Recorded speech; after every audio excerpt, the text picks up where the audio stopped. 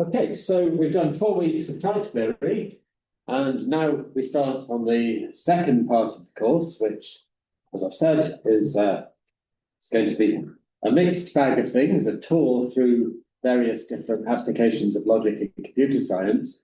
And you know, the last couple of weeks we've been getting quite technical with type theory. So today is definitely going to be a lot easier than what we've been doing over the last few weeks, and also probably a lot more familiar. So there might not be very much in today's lecture that's going to be new to many of you. Hopefully some things will be new, but in any case, we need to do this. So today we're going to do stat solving, which is also the topic of the first presentation in 2 weeks' time. And the point in the lectures is to do things from the theoretical point of view. And we're actually only going to do the bare minimum from a theoretical point of view. Hopefully there'll be a little bit more covered in terms of modern techniques in the presentation. So from the theory side, essentially what we're going to be looking at is basically propositional logic again. So it doesn't really get much simpler than that in the master's level course. So propositional logic, we're going to be looking at propositional formulas. Stat solving, we're going to be asking the question, is a propositional formula satisfiable? And if so, can you, the computer, give me a satisfying assignment of truth values to variables, proving that the propositional formula is satisfiable. So in order to deal with this in a nice uniform way, we're going to start by revisiting the syntax of propositional formulas. And the reason to do that is to say that now, in this part of the course, we're going to use just ordinary variable symbols, x, y, z, etc. for propositional variables, because we consider those just as our variables.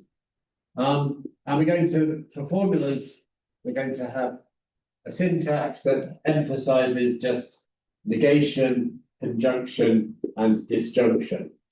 So we have negation in, we have disjunctions, including the unit of disjunction, which is false. That's like a zero arity disjunction. And we have conjunctions, including the unit of conjunctions, which is true.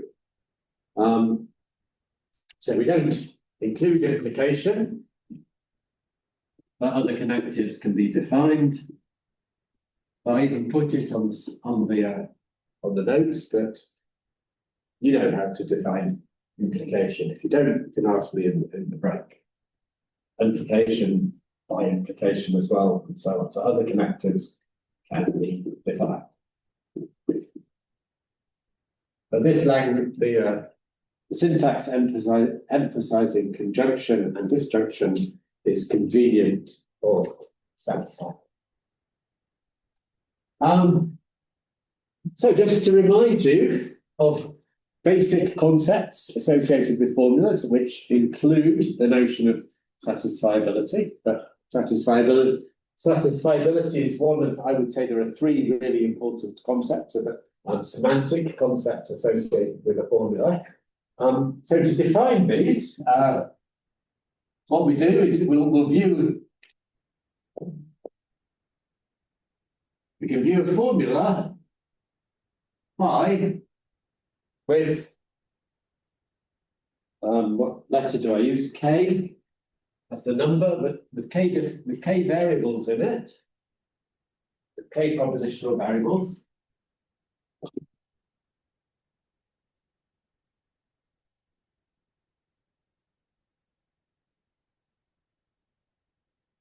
So suppose those are x1 to xk.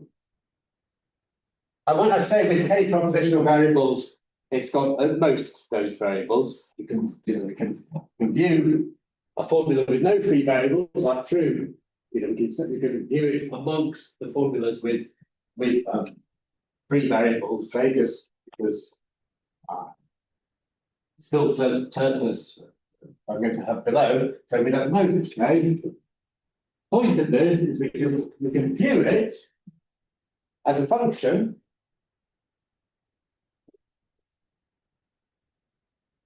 which I'll write like this.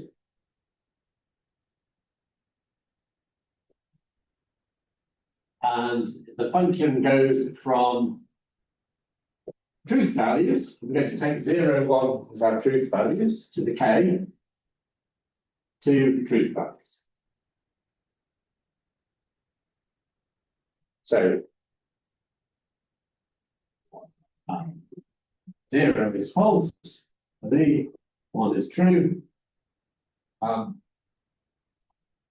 idea of this function is you're taking an assignment to each of the K variables. So each of the variables is given either true or false in this assignment. And then you calculate the truth value of the formula depending on that assignment to truth variables. And, I'm not going to. So again, I assume you know how to define the function that does this, how it behaves on the different connectives. I just want to establish the notation.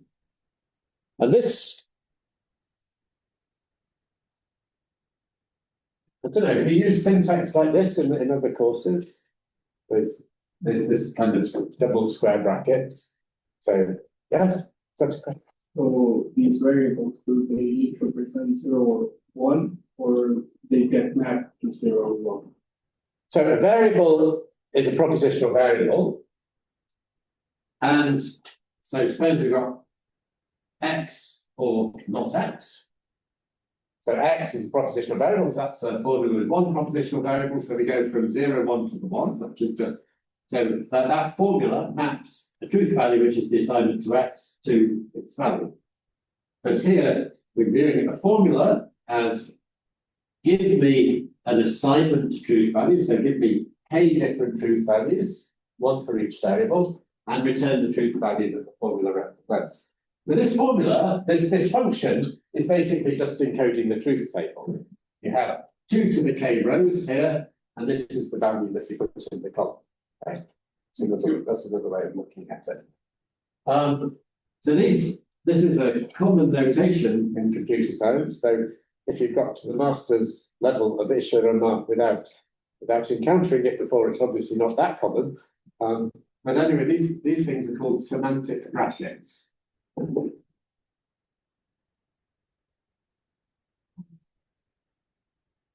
And in LaTeX, there's a nice package called St. Mary Road, named, I think it's RD, named after a road in Oxford where the authors of the package lived, that provides these.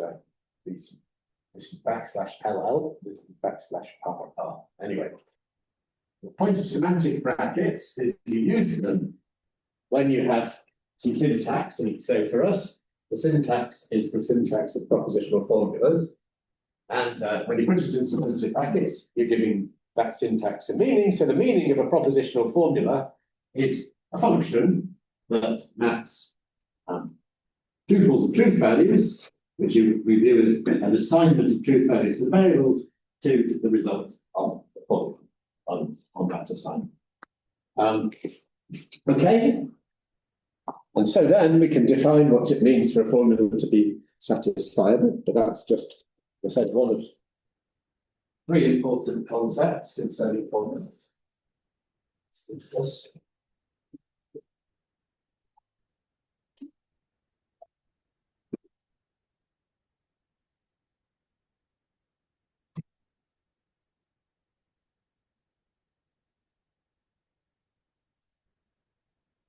So we've got a formula phi in variables or with variables. With would be better, but I'm not going to rewrite it. With variables x1 to xk, and we say it's satisfiable. So satisfiable means there's one row in the truth table that comes out with the value true, but in our way of formulating it, that's simply if there exists. Let's see what. So let's write it like this: an assignment. We can view an element of 0, 1 to the k as a vector of bits, k-valued vector of bits. So if there exists a k-valued vector of bits, such that the formula is true on that assignment, on that assignment of bits. So it's true means that it equals 1. So that's classic definition of satisfiability. So while we're at it, we might as well flag the other important concept. The formula is a tautology.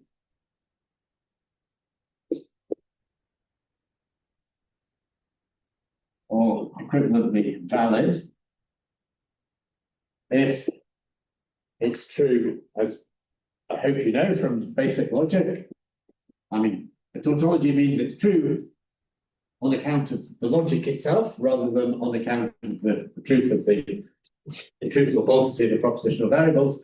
So in other words, if it's true for all assignments, truth values. So for all assignments of truth values, formula true.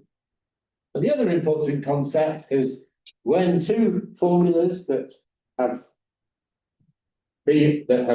propositional variables amongst x1 to xk, both of them are equivalent.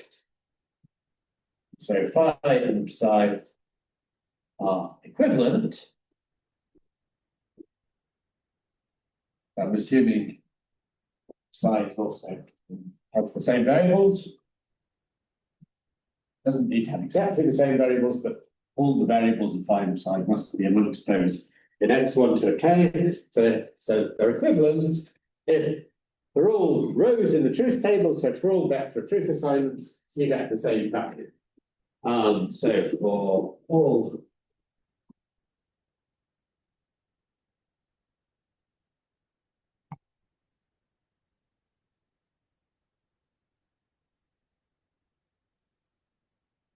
okay.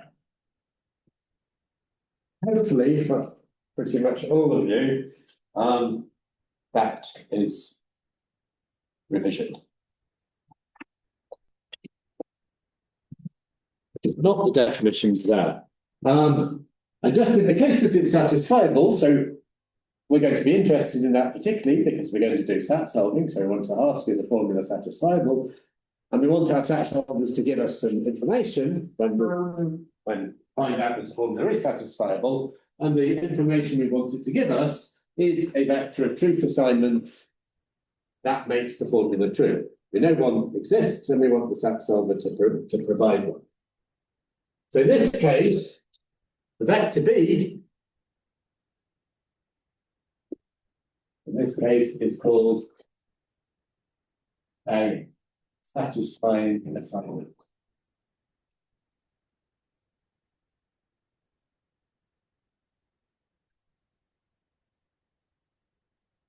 It's a clumsy phrase, because I don't know.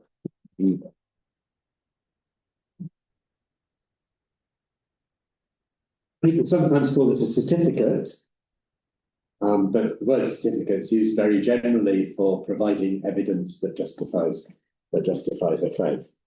Okay, so this is propositional logic from the semantic point of view, reviewing a formula as a mapping from truth assignments to variables to the truth value of the formula. That's semantics, it's about the meaning of a formula.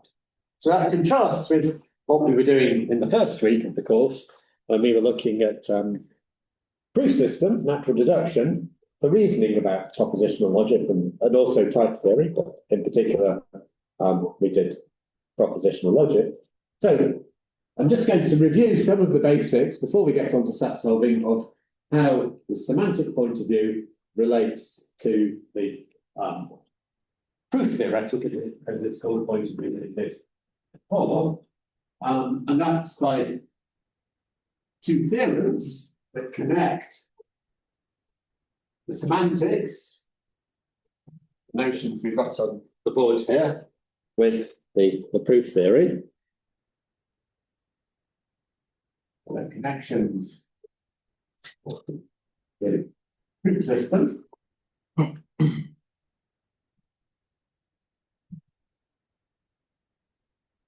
And there are two important results here. So these are two theorems called the soundness theorem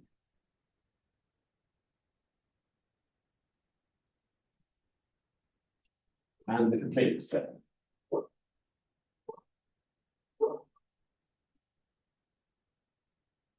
And I'm just going to put them in the simplest form because this is not the focus of today's lecture, but just so that you see them stated. So the soundness theorem says, if we can prove a formula without any assumptions, so we've discharged all our assumptions, then, well, we've proved it, so it should be true on account of logic alone, by virtue of logic alone. Therefore, it should be a tautology. That's what we're trying to do. And the soundness theorem says that is indeed the case. So in other words, the proof system is correct. So if we can prove formula phi from no assumptions,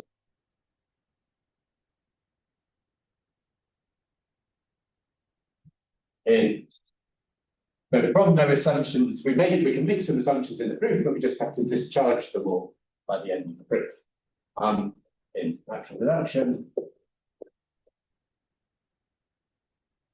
from lecture 1, then phi is valid.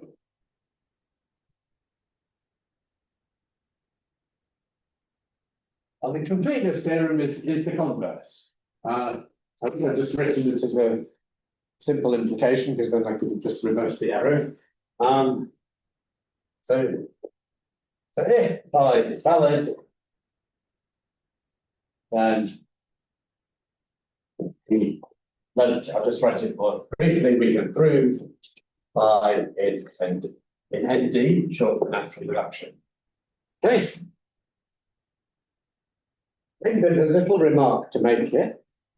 So we sort of had two systems of natural deduction for propositional logic, and I mean there were the rules we had in type theory.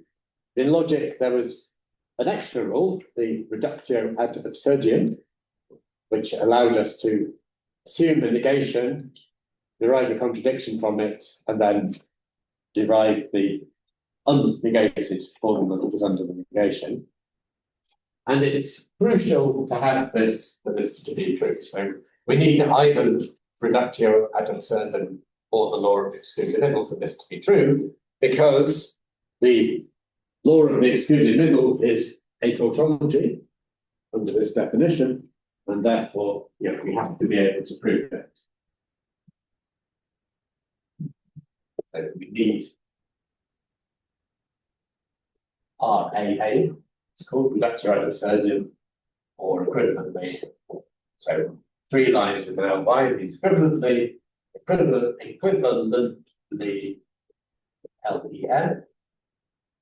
or Sorry, what does it mean for phi to be valid again? For phi to be valid, the same as being a tautology. I missed that. Yes. Any other questions? So sometimes people say logically valid to be to emphasize more that it's to do with logic, but yeah, people often just call it valid. And maybe just to mention validity and satisfiability are very closely connected, because phi is valid if and only if not phi is not satisfiable. Phi is satisfiable if and only if not phi is not valid. I've written that just without thinking about it, so I hope I've written it correctly. You can think about it and let me know if I've said the wrong thing. I mean, something very similar. I'm sure that must be right. Okay, so we can know we've got these properties. They're important. Tautology, satisfiability, equivalence. We're interested in them from a computational point of view. So suppose we've got a formula, we want to know if it's valid, or we want to know if it's satisfiable, or we've got two formulas and we want to know if they're equivalent. How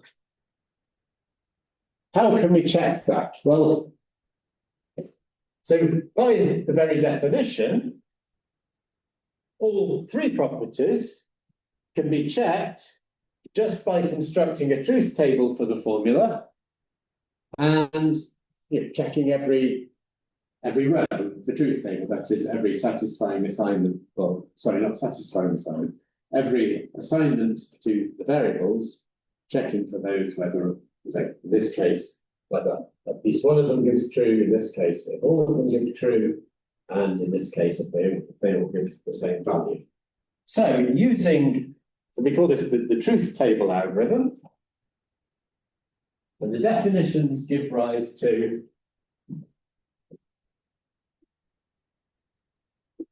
so the definitions, but I'm not writing to the, give rise, even though one feels one should write the articles. They can be problematic for non-native English speakers, but anyway, so the definitions give rise to truth table algorithms. Whoops, truth table algorithms.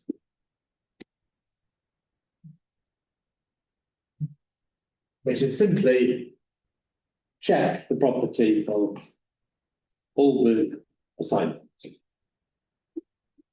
Check the property in question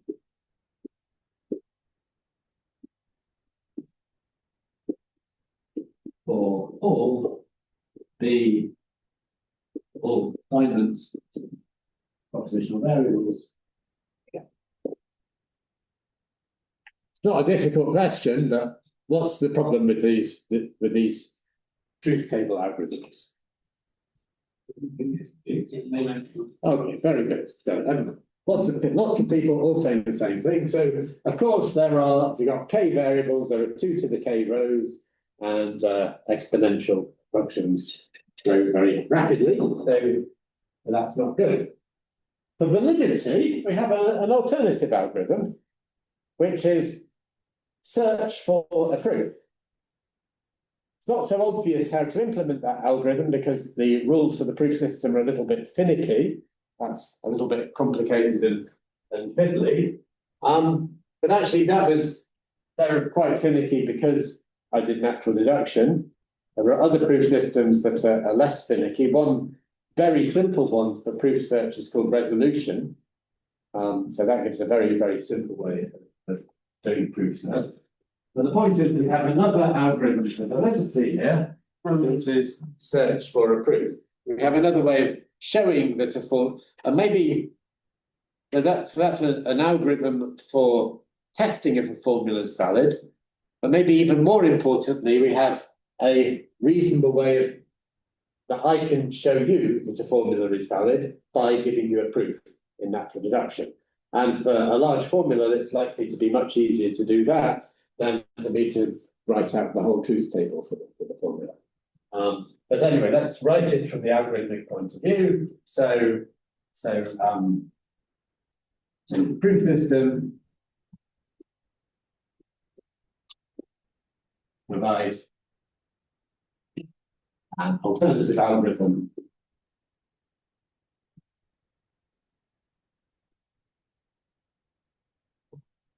for validity, which is search for a proof.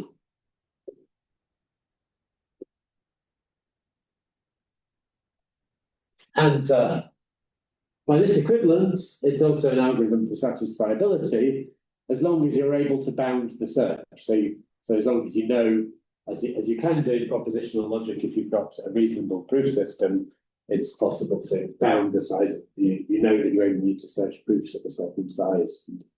Yes, I Gregor. have a question. So let's say that we have a proof. What is the complexity of getting the satisfying assignment from the proof? So the proof proves validity. So there's no satisfying assignment from a proof.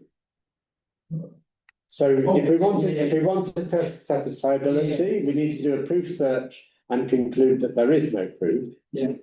And there are systematic ways of searching for a proof that if the systematic search fails to find a proof, the failure to find a proof generates just in linear time from what you've done. Well, there's the complexity of what you've done, but in linear time from the search, you generate the satisfying assignment. But anyway, proof search is it? So I can communicate a proof to you, and it might be quite small. It's an open question how we can bound the size of proofs in the size of formulas.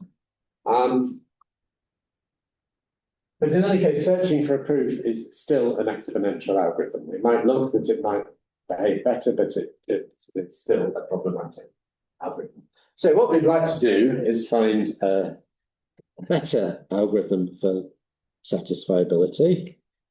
And better algorithm might mean two different things. Might be better in theory. We can prove it's below exponential. That would be one thing that would be nice to have. But if we can't get that, then another thing we could settle for is better in practice. The algorithm's practically usable in many instances. And I suppose the other thing to say is, well, it looks like a very theoretical question, satisfiability, but as it turns out, it's a very practically useful question to be able to solve. So lots and lots of problems, of search problems, can be encoded as is the following propositional formula, can be encoded in an efficient way as is the following propositional formula that we construct satisfiable. And if you give me a satisfying assignment, then I will be able to solve my search problem with that satisfying assignment. So it turns out to be very useful. I'm going to give one example of this in the lecture, but you can expect to see many more examples, I think, in 2 weeks' time when this presentation on SAT solving. Okay, so what we want to work towards is better approaches to SAT solving than constructing the truth table, or, and I've left it very open how to do this, or trying to prove that no proof of the negation exists, which are our current two alternatives. So to do that, it's useful to look at to put propositional formulas into a nice normal form that we can work with the formulas in the normal form. We've got more of a structural handle on what we're doing. And I'm sure most of you have seen, well, like pretty much everyone, but we should cover it anyway. So how many of you know the conjunctive normal form, just to see? Yeah, okay, so this is pretty universal. And there's also disjunctive normal form, which is, if you know conjunctive normal form, you just reverse the role of the conjunctions and disjunctions, and you get disjunctive normal form. How many of you know negation normal form? Okay. Well, let's start with negation normal form.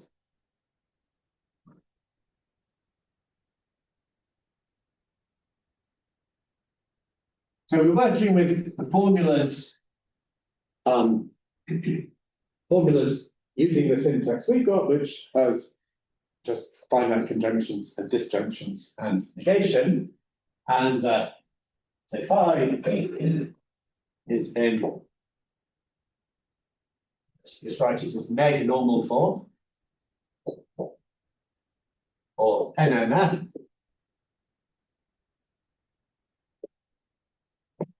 If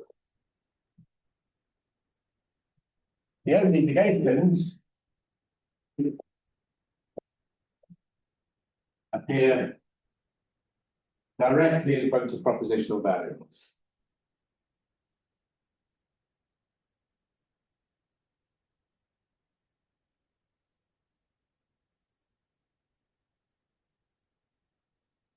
So we can actually define this just using a simple grammar. So the formula is in negation normal form, is given by the grammar. It's either propositional variable or the negation of the propositional variable, or it's again a disjunction. So we have false by or disjunction, or it's a conjunction. The formula's in negation.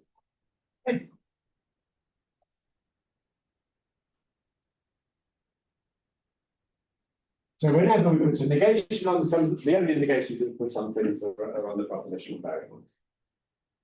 And as an algorithm to convert any formula into negation normal form, it's very simple. And it's I think if you were given this as an exam question, you wouldn't find it very hard to solve. And it's basically based on De Morgan's laws, the famous De Morgan's laws that say things like not the negation of phi or psi, like in brackets, phi or psi, is the negation of phi and the negation of psi. So we simply write that down as an algorithm in the following way: conversion to negation normal form. What's nice about this algorithm is you can write it as what's called a rewriting algorithm or a rewrite algorithm, where we just give some rewrite rules. And the point of the rewrite rules is it's whenever you see something of the form on the left, you can remove it from your syntax and replace it with what appears on the right of the rule. It's exactly the same principle as the computation rules we've been looking at in type theory. Those were all rewrite rules. Replace something of the form on the left with the matching form on the right. And so our rules are simply that if we've got a negation of, well, we'll have the one I said. So if we've got a negation of a disjunction, then that's logically equivalent to it's not an implication, this is the rewrite arrow here. It's a long arrow in my notes. So it's equivalent to the negation of phi and the negation of psi. And we consider this as a rewrite. Let me just put brackets around here just to make it clear. But you don't need the brackets. And the negate, and if we have be a bit boring because we already have it. So let's do conjunction. So we do. So again, one of De Morgan's laws. And if we have negation in front of a negation, well, then we of course replace that with phi. And that's it. Those are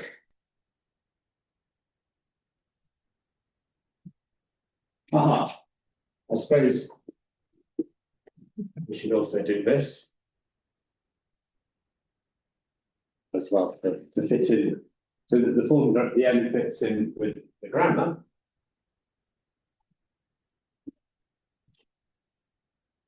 And so this is this rewriting algorithm. It says, given a formula, look for anything that matches, look for any subformula of the formula, any part of the formula that matches one of the left-hand sides and replace it with the right-hand side. So it's a non-deterministic rewrite algorithm. It's non-deterministic because there might be many different parts of the formula that match with one of the left-hand sides, in which case just choose one of them and replace it. Okay, so it's a non-deterministic rewrite algorithm. Non-deterministic rewrite.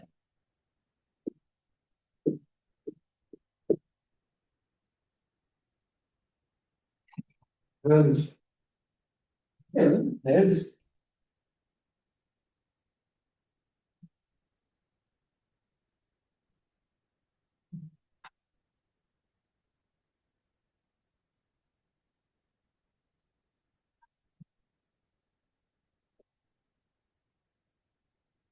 For any propositional formula phi, the rewrite algorithm always terminates with the formula which we'll call phi NNF.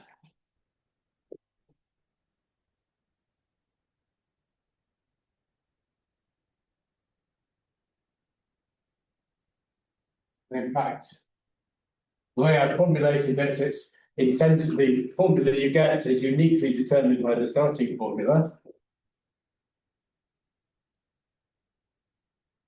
So it terminates with formula phi NNF. That is equivalent to the, you have the notion of two formulas being logically equivalent, and the formula you get back is formula in negation normal form equivalent to the starting formula. Phi. So any formula can be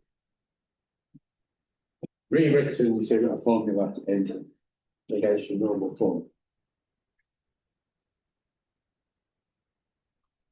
There's a question, how efficient is this? Can anyone hazard a guess?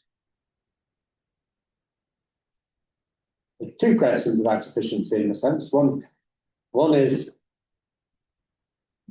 how, one's the time complexity, and the other is what the size.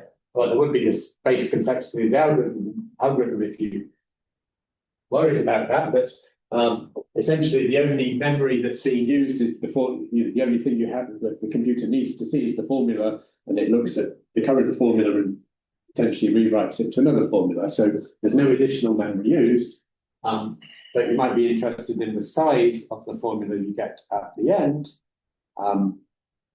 So that's a question. So any ideas? Sorry? It's linear, yeah. So the time complexity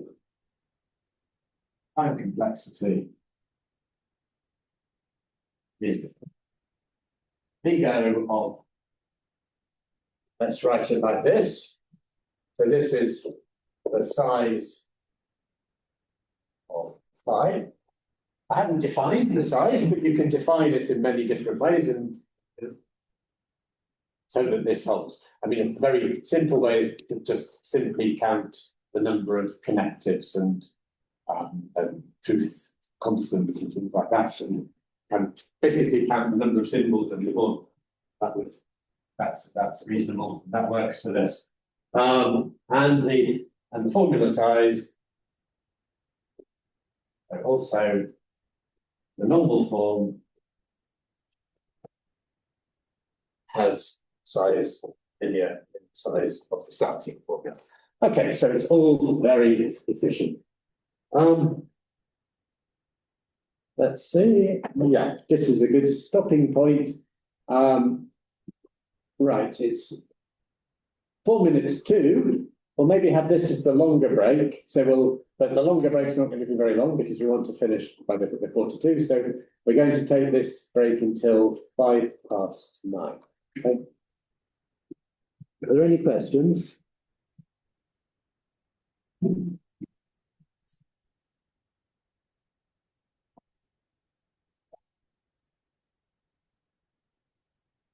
Okay, so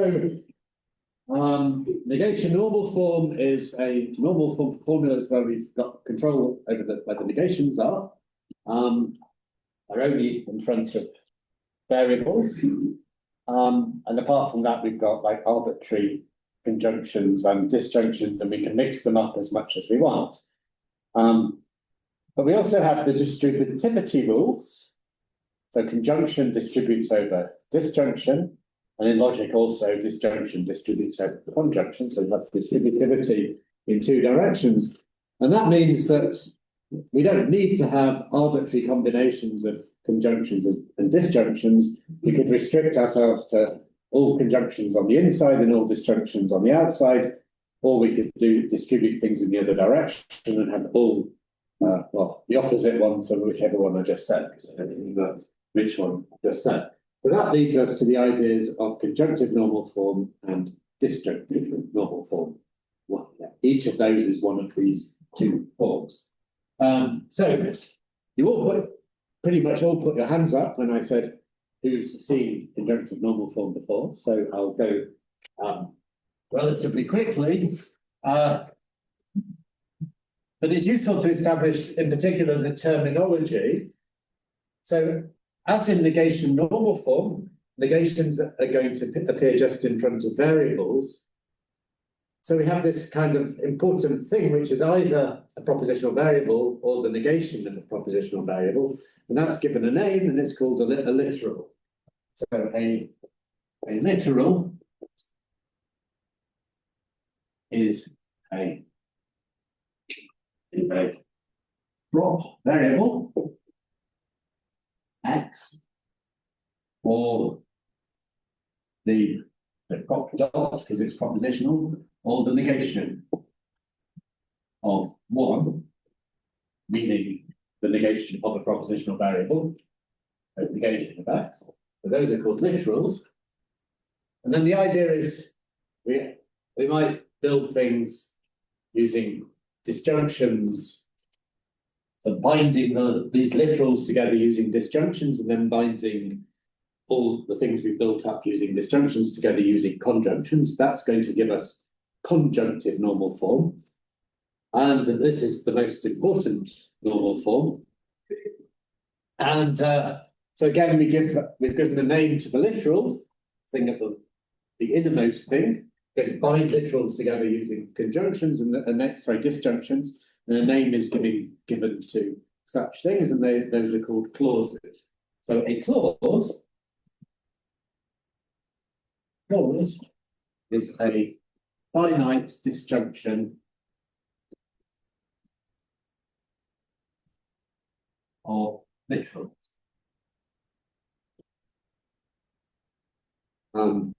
So I'm using capital L's in the notes, so L1 or, so of course, the official syntax, we've only got binary disjunction, but we all know disjunction's associative. So we'll simply write the disjunctions like this. But when we do SAT solving, one has a specific syntax for conjunctive normal forms, and then you basically give formulas as lists of literals, and so such a thing will be represented as just a list of literals. But we'll be understanding that we know it's disjunction there. And there's a special case false for the empty list or zero case. And a co-clause, I'm not sure how common the terminology is. I mean, the terminology is really designed for conjunctive normal form because it's the most important normal form. But a co-clause is a conjunction of things. This would be either a finite conjunction or the empty conjunction, which is true. So let's put this in brackets because co-clause is not needed for conjunctive normal form. And a formula in conjunctive normal form is a conjunctive normal form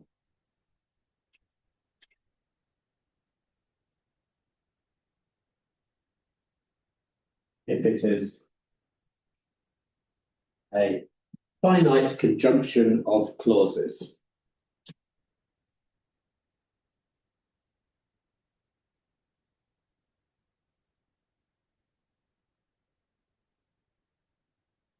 So this is the form D1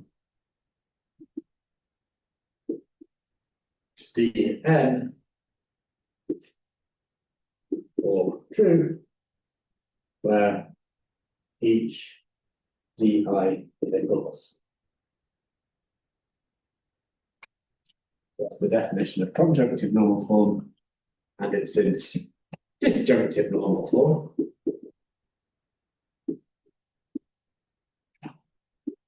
I'm using D because these are the main connective in each of these is disjunctions. But it's conjunctive normal form because the main connective in the formula as a whole is conjunction. Okay, and its disjunctive normal form is just the dual. So if it is a finite disjunction of co-clauses. So T1. C. Okay. And I'm using C's here because the main connective in each of these is a conjunction. And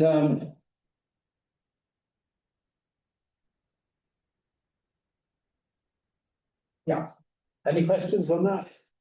Well, I'm clearing the board.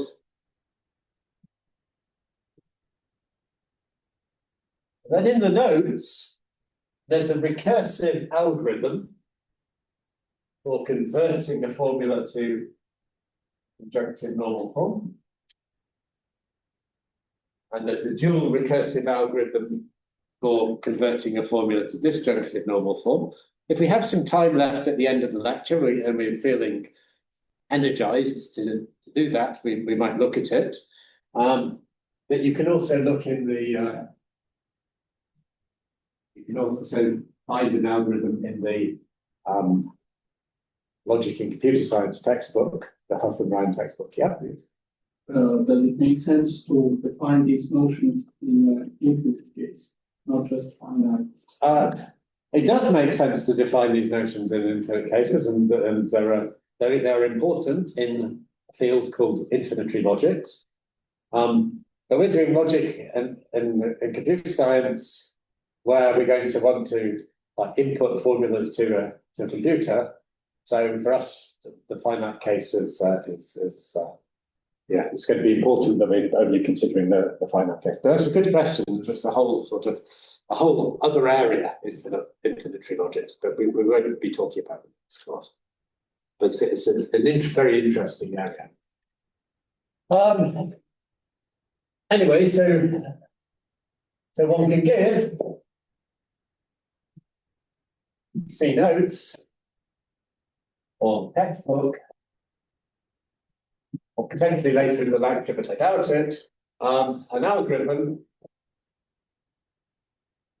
that converts any formula.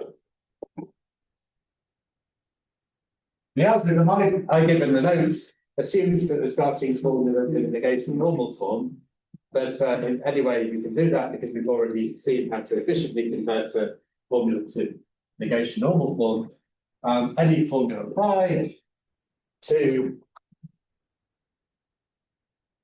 an equivalent formula phi CNF in conjunctive normal form.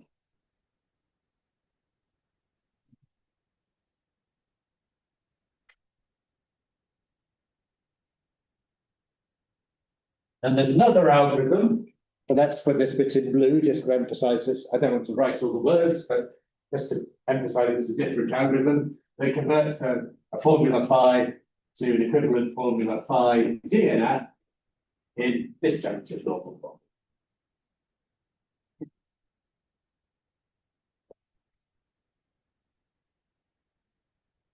So as I said, the algorithm I give in the note assumes the starting formula is in negation normal form, which means all you have to do is deal with the conjunction, the arbitrary combinations of conjunctions and disjunctions. And essentially what you use is a distributivity law and you either use the distributivity of conjunction over disjunction if you're heading towards conjunctive normal form, and you use the other distributivity of disjunction over conjunction if you're heading towards disjunctive normal form. Okay. Good. So every formula is equivalent to one in conjunctive normal form, one in disjunctive normal form, and we have algorithms that convert them. So let's go to the SAT problem.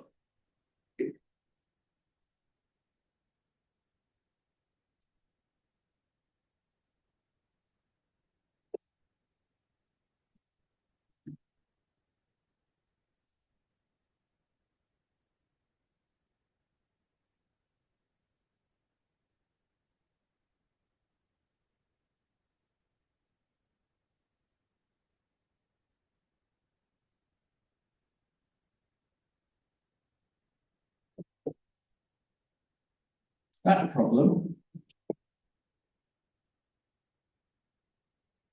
And so a lot of this course from now on is going to consist of looking at algorithmic problems, which are going to have a pretty common format.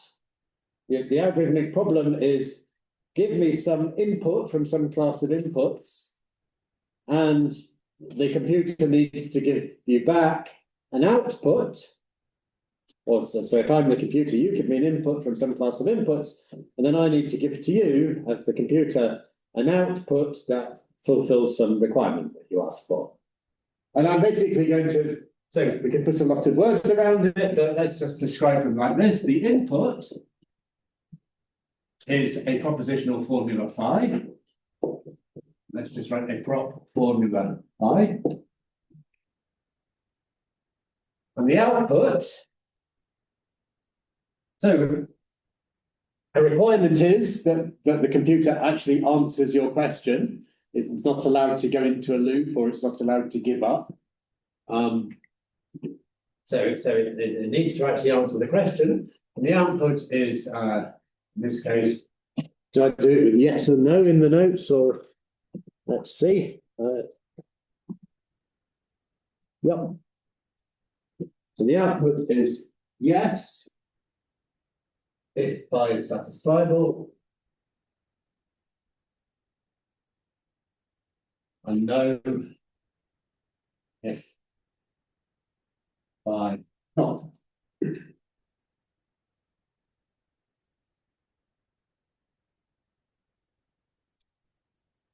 Okay, that's the classic SAT problem. In practice, we need, it's useful to have a slightly stronger version of it. I don't think the stronger version has a canonically accepted name. Everybody just talks about the SAT problem. And officially, the SAT problem means this, but in practice, if one wants to do practical things, one means the stronger version. So anyway, just to have a name, I'm going to call it the useful SAT problem. If somebody can tell me there's some generally recognized name, I'd be happy to know that. So in this case, the input is again a prop formula phi. The output now, well, we want to get a useful output, and what we're going to see is that when a formula is satisfiable, often you get useful information from the satisfying assignment. This is actually really why we want to be able to solve the SAT problem, because a lot of useful problems can be reduced, as I've already said, and we'll hear about more in 2 weeks' time, can be reduced to finding a satisfying assignment for a constructed propositional formula. So the output is now a yes, if phi is satisfiable, together with, and this plus is some extra data that the computer needs to produce, so plus a satisfying assignment.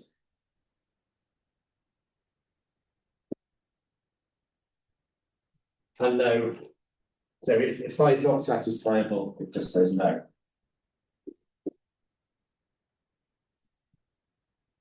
Very strong version would if phi is not satisfiable for a computer to produce a proof of the negation in some proof system. That would be a way of strengthening that. But anyway, typically what we're interested in is getting the satisfying assignment, which is why we're interested in this useful version. Yeah.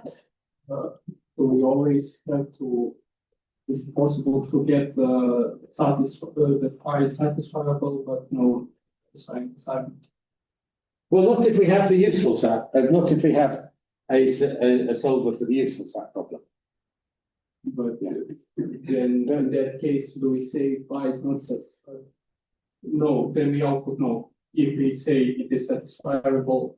If it's satisfiable, there must exist a satisfying assignment, because that's the definition of satisfiability, and we require the computer to, in this case, we require the computer to give us one, and in this case, we don't. Okay.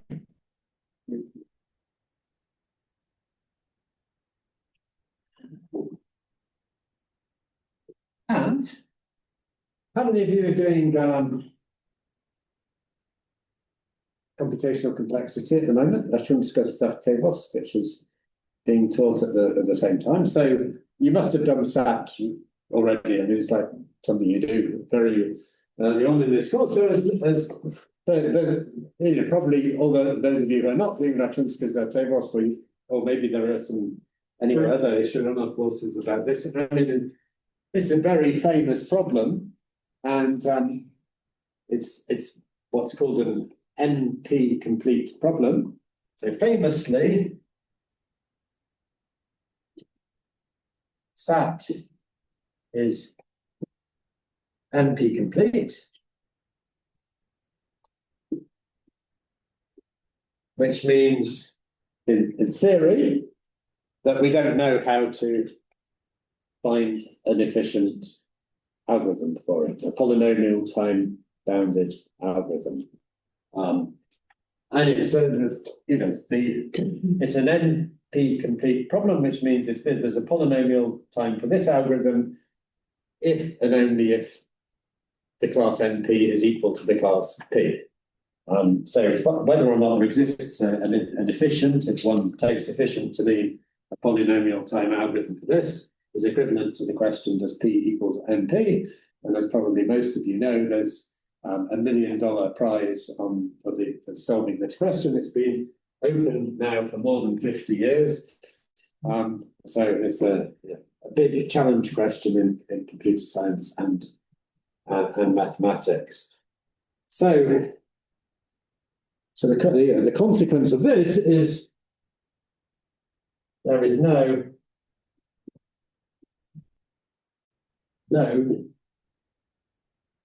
efficient, in theory, algorithm, where the efficient means polynomial time computable.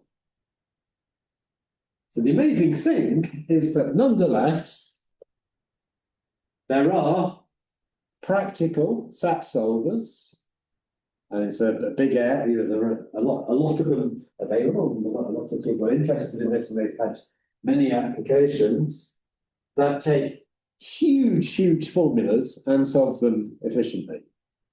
And the reason it doesn't contradict this is that this is about polynomial time algorithm that's guaranteed to work in all cases in polynomial time, even in the worst case. So we're looking at worst case, what's called worst case time complexity. And the practical ones, they can take huge formulas, but they work on many huge formulas, but there are some worst cases that they won't work on. So this is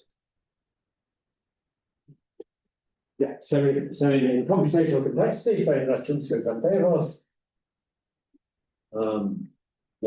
you'll do the negative side of this, but in this course, we're going to do the positive side. So positive side is, but there do exist practical algorithms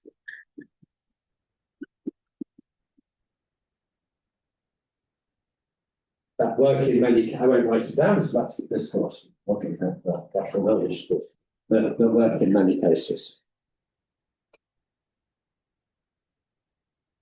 So, well, we can remember we've got these algorithms. There was a point I wanted to make about them, but I'll just make it we can just speak through the point rather than write it. It's in the notes.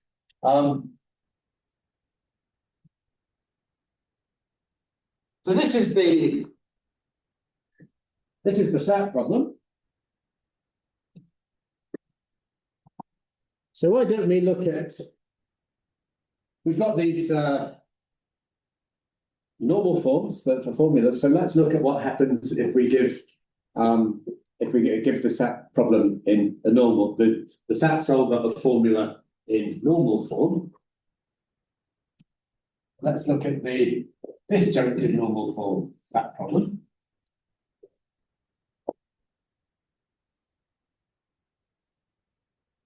So here the input is a formula in DNF.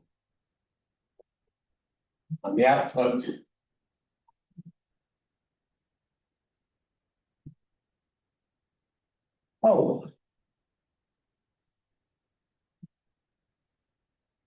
do you know, I've been saying something misleading throughout this lecture.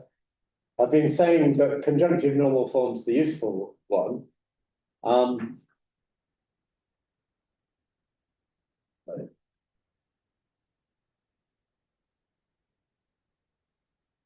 No, it is. Yeah, right. Let me just take a sip of my drink and that seems to be the point where so a little energy loss.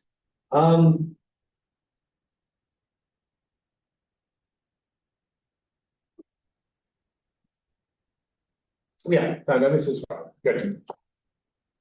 So let's look at the DNF SAT problem. So suppose we said, well, let's see what happens if we give a SAT solver a problem, a formula in DNF. So it's a disjunction of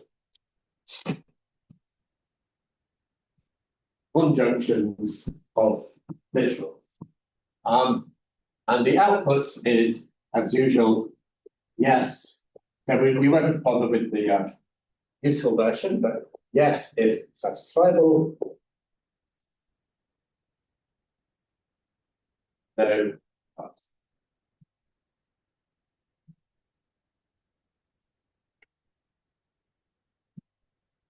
The amazing thing, and does anyone know what's amazing about this?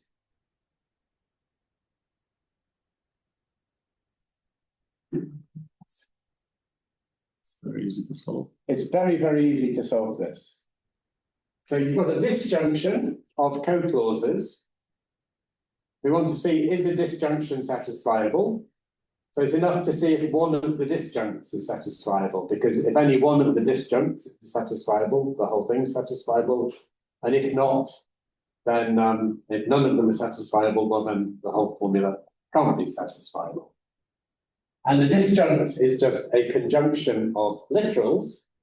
And the conjunction of literals is satisfiable if and only if you don't have both a variable and its negation in the same conjunction. Otherwise, you can easily satisfy a conjunction of literals. So that outlines. So there is an easy algorithm for the DNF SAT problem that works in linear, and again, that's basically a linear time algorithm. Or let's say at most quadratic, if you're looking for a literal and its negation within a conjunction, I suppose that requires maybe a quadratic circuit. You need to check pairs of things. So it works in, there might be a way of linearizing it, but anyway, in at most quadratic time.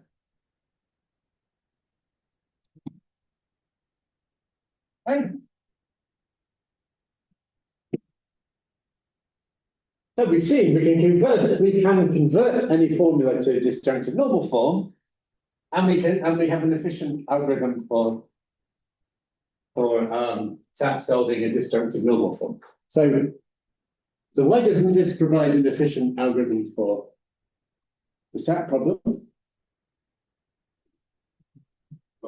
Disjunctive. Yeah, co-clauses. So the conversion to disjunctive normal form is not efficient. It's an exponential algorithm. So it's a bit surprising when you first think about it, because you can look, as I said, in either in the notes or in the textbook for the algorithm converting to disjunctive normal form, or you can think about it for yourselves.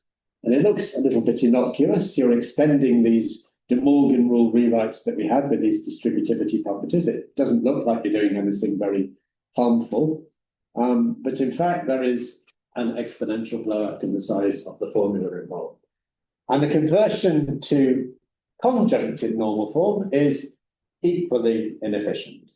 So while you can efficiently convert a formula to negation normal form to get an equivalent formula, there is no known efficient conversion to conjunctive normal form, and there is no known efficient conversion to disjunctive normal form.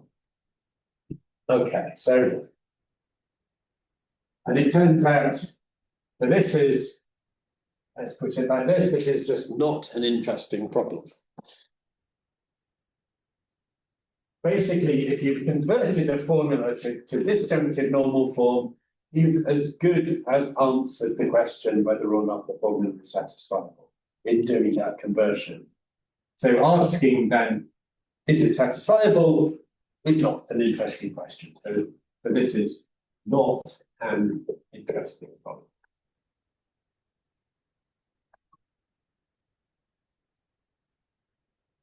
On the other hand, we have the CNF SAT problem. Let's maybe put the useful bits in blue.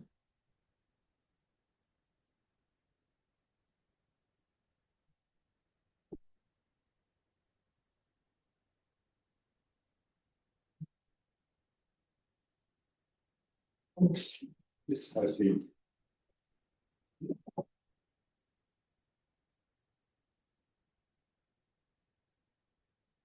Okay, so no surprises now. So now the input is, of course, a formula 5 in conjunctive normal form, and the output is yes if 5 is satisfiable, and if we're in the useful case, plus a satisfying assignment.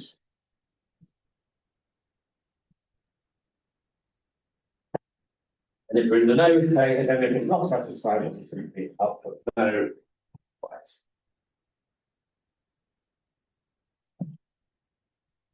Okay, so that's the conjunctive normal form satisfiability, and the useful conjunctive normal form SAT problem is what SAT solvers implement normally.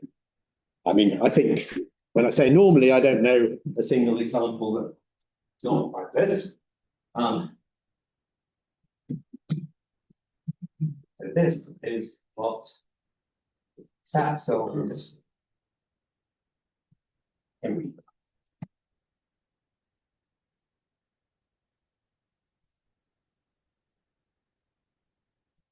So we input a formula in conjunctive normal form, so that's a conjunction of clauses. Each clause is a disjunction of literals. So this input can be given to the SAT solver as a list of lists of literals. So the outermost list is the list of clauses, and all those clauses are interpreted as being conjoined together, so joined by an and. And the inner lists are the clauses themselves, and each inner list is a list of literals, and that list is interpreted as a disjunction of the literals in question. So formulas are given as a list of lists.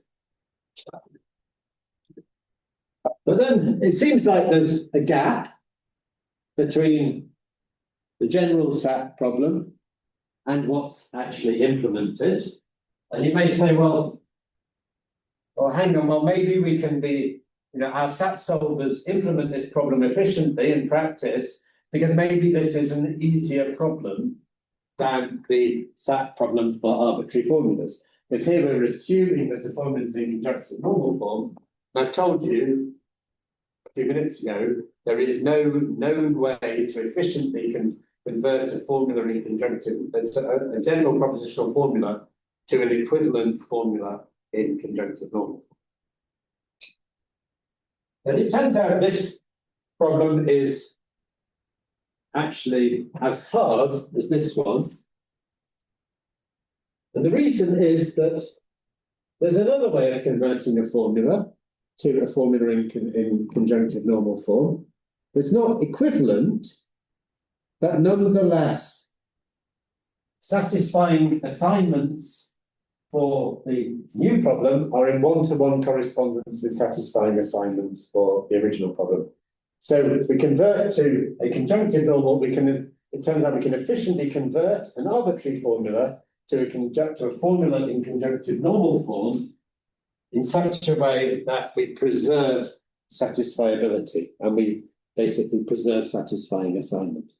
So I'm going to tell you about that next, and then we'll probably have the break. So this is called the Tseytin transformation. Hans, I think you've seen this before. Okay, so you didn't do this in computational complexity then. Maybe, maybe not. Or, I mean, there are other ways of doing the equivalence of general SAT with SATs for CNF that don't involve this transformation. But I think this transformation is a beautiful thing. It's very simple.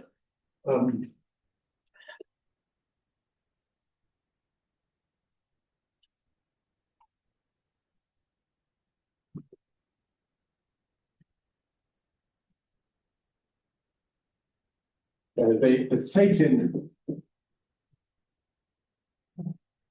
So this is the usual issue of how does one anglicize a Russian name, but this is at least I think Tseytin was Russian. This is the standard way one does it. The Tseytin transformation is a transformation that a propositional formula phi, and maybe I'll check in my notes for the notation.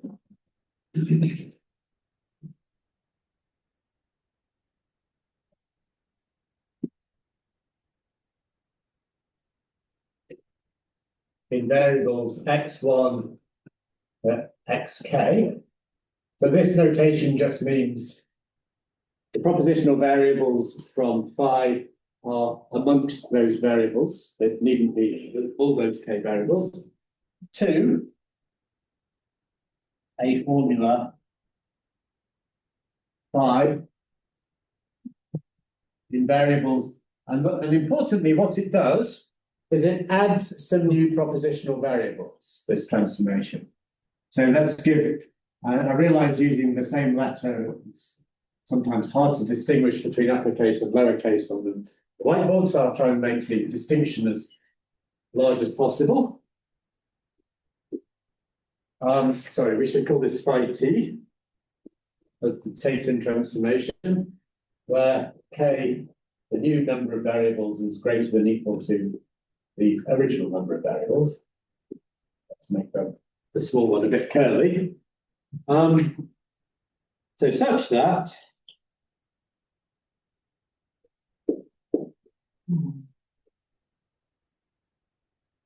it converts into conjunctive normal form. So phi t is in conjunctive normal form.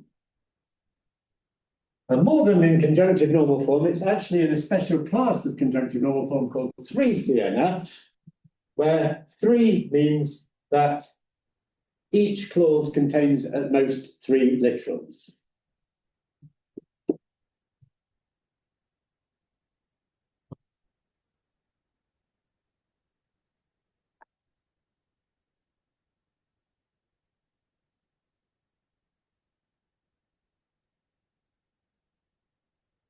There's a question in the first break about 2CNF. 2CNF would be a conjunctive normal form in which each clause contained at most two literals, and 2CNF formulas turn out, the satisfiability of such formulas turns out to be efficient. But one could do it in polynomial time. There's a nice graph-based algorithm for that.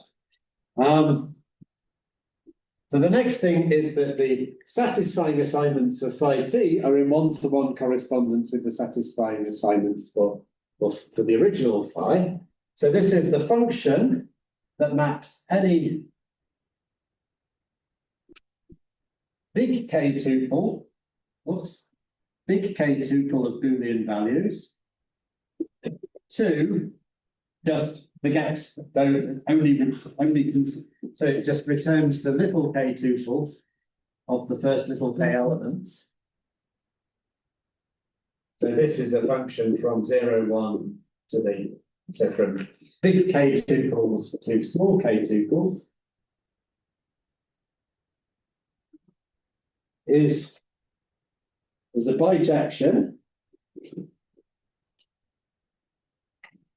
between satisfying assignments for phi t and satisfying assignments for the original phi.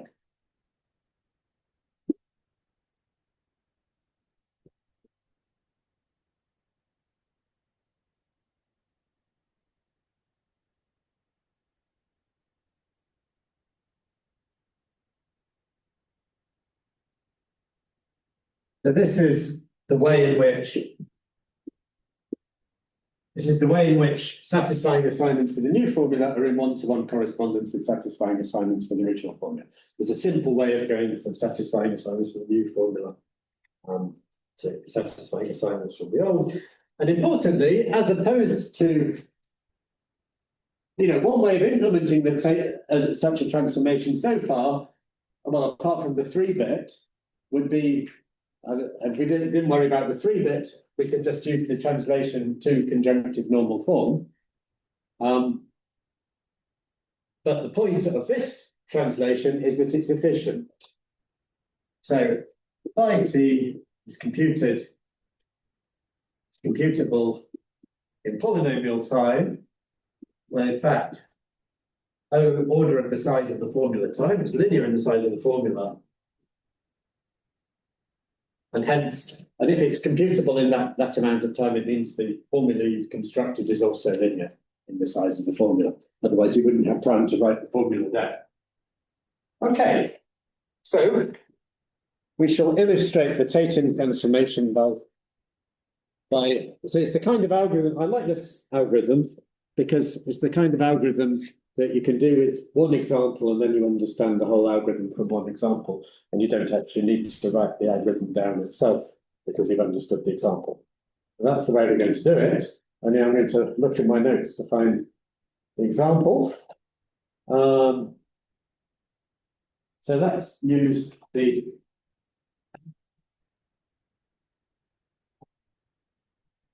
I'm going to make a little change from my notes because it doesn't quite follow the notation. They don't quite follow the same notation that I'm using.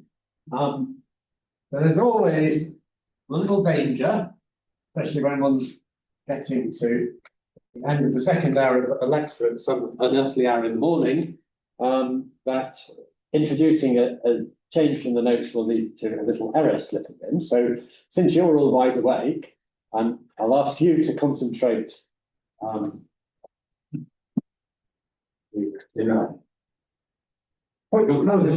on what I'm doing, and please point out if I do make some mistakes. So we're going to start with the formula with 3 variables. So input formula phi is going to be x1 and x2, or not x3 or x1. So this is phi. So this formula is far from conjunctive normal form because the main connectives are or, and we've got a negation in the wrong case. Still quite a small formula, but we don't want to do huge examples on the board. So we want to convert this into,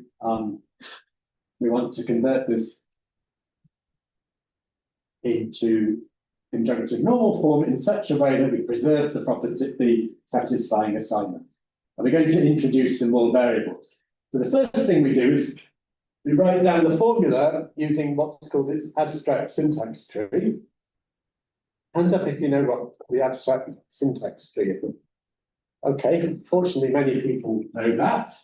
But basically, you just take the main connective, and that's the root of the tree. So here it's conjunction, and then it's a binary connective, so we have two branches. And then the left-hand branch, we've got this formula. So we do the same thing again. So in this left-hand branch, we take the main connective, that's the root of the tree. The binary connective, so we have two branches. And these two branches are literals, so or propositional variables in this case, so we go to x1 and x2. And let's give ourselves a bit more space here. And then on the right-hand side of the tree, the main connective is negation, so we put a negation in. And then inside the negation, we've got the main connective is or. And then we have x3 and x1. So now what we do is we introduce new variables to name the internal nodes of the tree. So we're going to, let's start at the top. So we'll call this x5, x4. Oh, sorry, yeah, because we've already got 1, 2, 3. Sorry, so let's start with x4, x5, x6. These variables, these already have names. This is f7.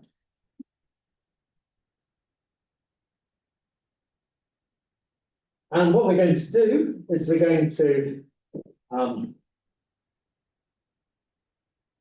give ourselves a formula that expresses that x4 is the disjunction of x5 and x and not x and x6. So it's the disjunction of x5 and x6. And x6 is the negation of x7. This kind of thing. So we're going to give ourselves formulas that say we're going to give ourselves a formula that says that x4 is equivalent to x5 and x6. We're going to give ourselves a formula that says that x5 is equivalent to x1 and x2. Sorry, this should be an or. That's the sort of thing I'd like you to point out if I make slips like that. So x6 is equivalent to not x7, and that's it. But the point is we want to do this in 3 conjunctive normal form. Sorry? Sorry, what's the point? Right. Thank you. X7 is. What is X7?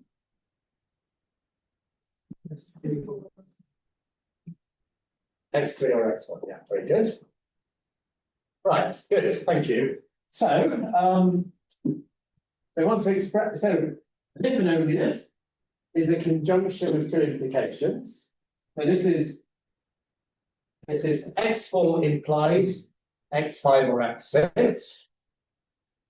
So that's the same as not x4 by how one defines implication as A or B, A implies B is not A or B. So x4 implies x5 or x6 is the clause, and not x4 or x5 or x6. And x5 or x6 implies x4.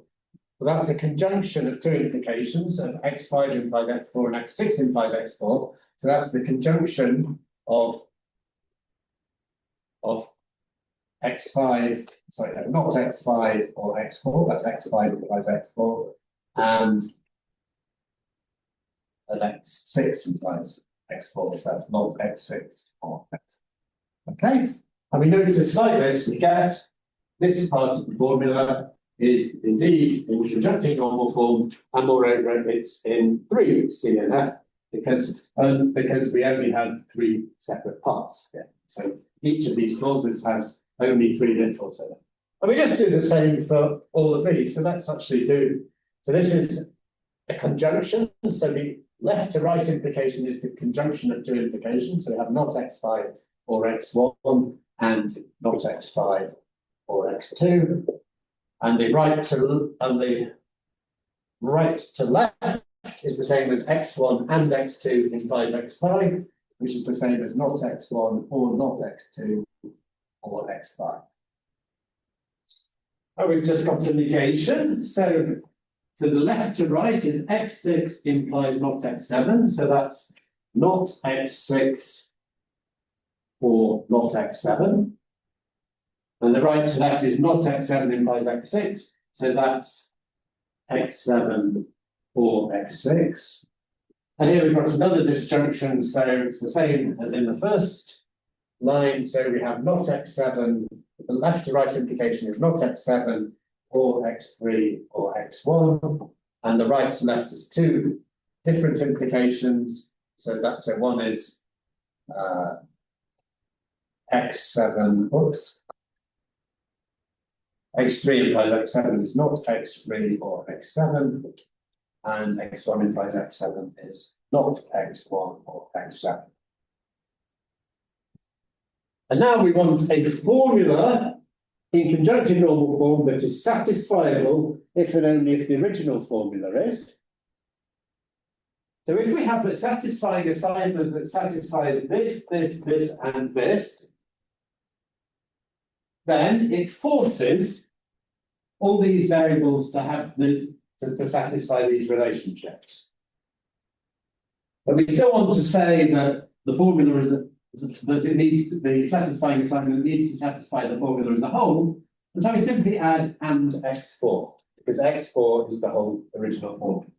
We simply add x4, and then we have the conjunctive normal form given by just conjoining all these clauses. And this is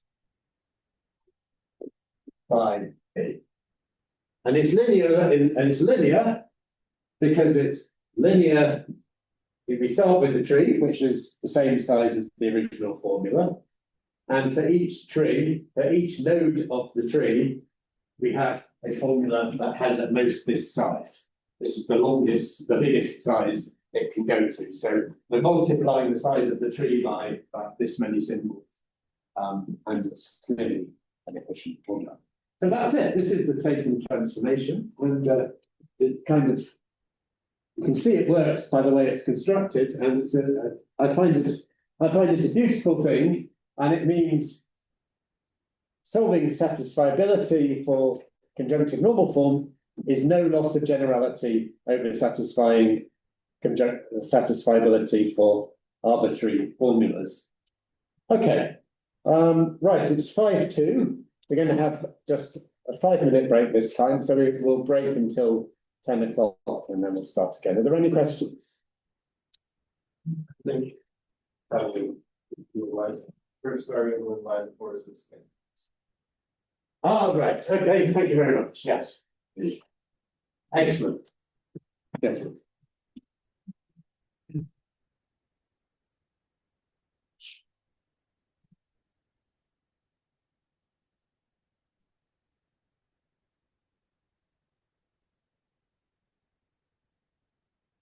Okay, so I should emphasize the point. We've got this efficient Tseytin transformation that converts an arbitrary propositional formula to one in conjunctive normal form. Moreover, it's not just conjunctive normal form, it's three conjunctive normal forms, so it's a very special case of conjunctive normal form. That Tseytin transformed formula in conjunctive normal form is not equivalent to the original formula. It just has the property that its satisfying assignments are in one-to-one correspondence with the original formula. Okay, so it's important that the problem of converting efficiently to conjunctive normal form to get an equivalent formula, that's an open question whether that can be done. that the Tseytin transformation converts efficiently to a formula in conjunctive normal form that has the property that the satisfying assignments and one-to-one correspondence. So there is no loss of generality in SAT solvers taking as input formulas in conjunctive normal form. In fact, in practice, one doesn't really need to use the Tseytin transformation. It's nice because it tells us there's no loss of generality. You don't really need to use it because it's normally when you have a problem to solve by SAT solving, it's very straightforward to encode the problem just directly in conjunctive normal form.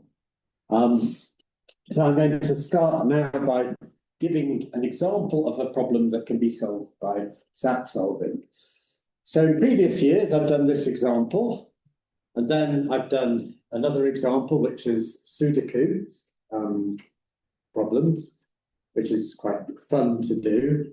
But in this case, but it takes a bit of extra time. So this year, I'm just going to do this example, which is showing if a graph is three-colorable, can be encoded as a SAT solving problem, which is very easy. And I'm going to leave other more interesting examples to the student presentation in 2 weeks' time.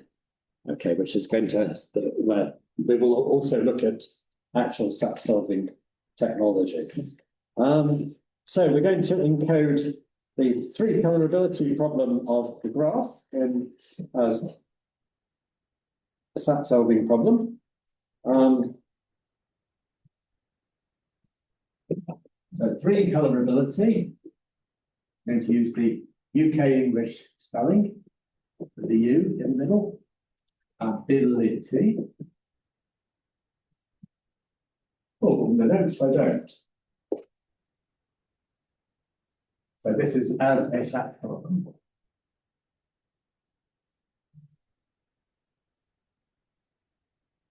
So let V be the graph, where by graph I mean hopefully what you all understand. So V is, in this case, it's finite, a finite set of vertices, because we want a computational problem, set of vertices, and E, the edge relation.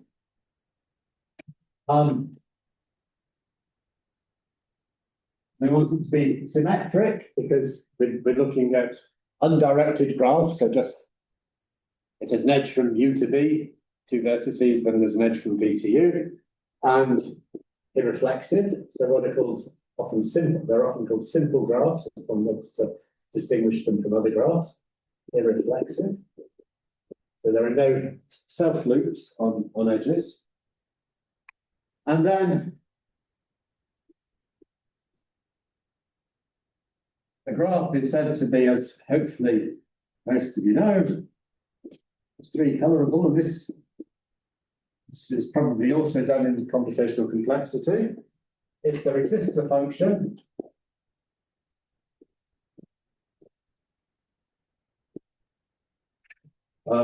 call the coloring function. So the point is it's three-colorable if you can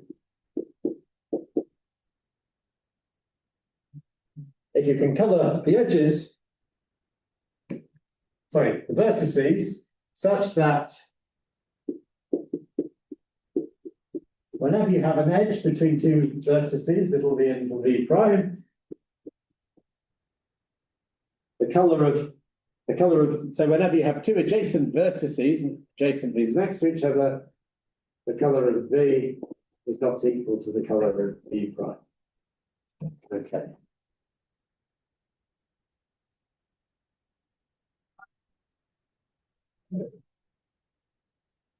So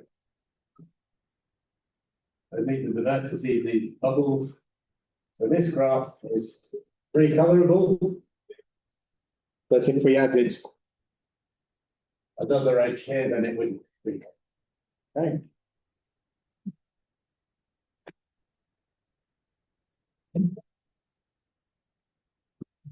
And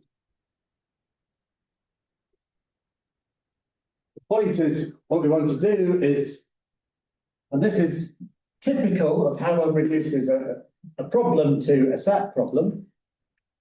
So the idea is, we're interested in the question, you give me a graph, and you're interested in finding out whether or not your graph can be three-coloured. And it's a computationally hard problem, and there's another NP-complete problem. And what you want me to do is tell you whether the graph can be three-coloured, and if it can be three-coloured, to actually give you a three-colouring.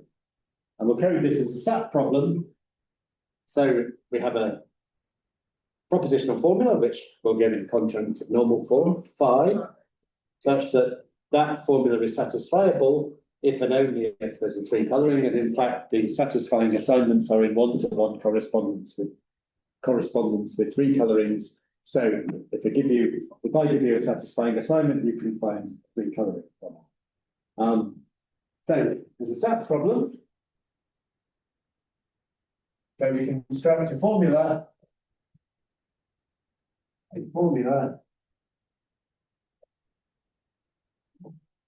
Phi of G. So G is the graph.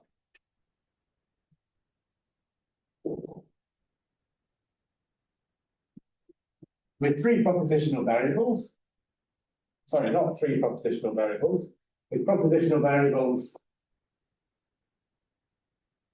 And it's very simple, because the idea is we simply, for every vertex in the set of vertices of the graph, we give ourselves three propositional variables, an R sub V, which we understand as saying V is coloured red, a G sub V, we understand as saying V is coloured green, and a B sub V, which we understand as V is coloured blue. So we have the cardinality of V times 3. Let's write it like that. We have 3 V positional variables.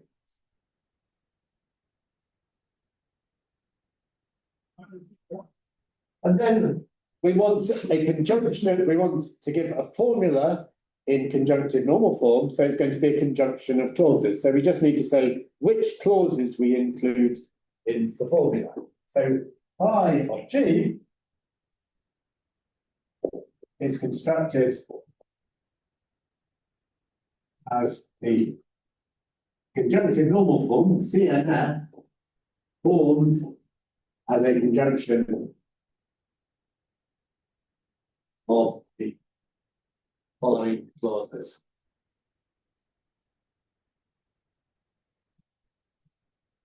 But it's actually very intuitive what to do. So we want to say every vertex has exactly one colour.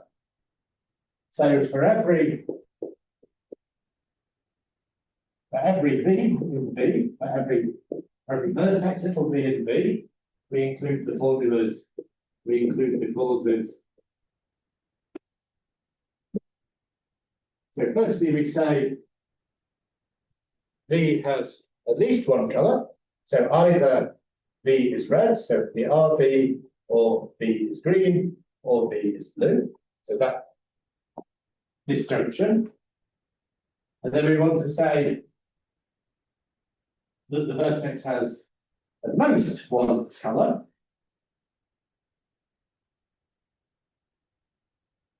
So we want to say it's not the case that it's both red and green, and that's the same as saying it's not the case that it's red, or it's not the case that it's green. It's not the case that it's both green and blue, so it's not the case that it's got another clause here, it's not the case that it's green, or it's not the case that it's blue. And it's not the case that it's both red and blue, so it's not the case that it's red, or it's not the case that it's blue.